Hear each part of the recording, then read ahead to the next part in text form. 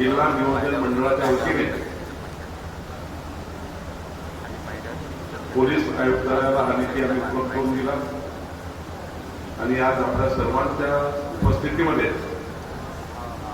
आपण ही वाहनं पोलीस आयुक्ताला सुपूर्द केलेली आहेत.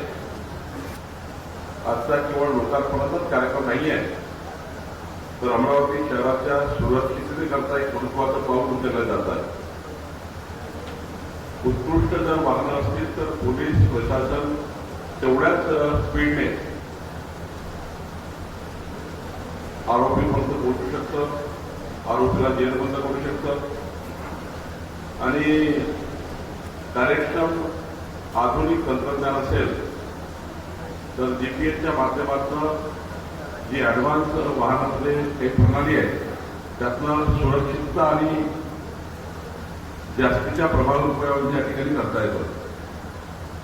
खरं तर आपण विकसित भारताकडे चालू आहे आणि बदलत्या कायदा व सुव्यवस्थामध्ये या बदलत्या काळामध्ये ज्या आपण नवीन नवीन कायदे करतोय, नवीन नवीन परिस्थिती आपल्या समोर येते आहे, त्या परिस्थितीनुरूप वेगवेगळ्या पद्धतीचे गुन्हे, नवनवीन गुन्हे आपल्याला बघायला मिळतात.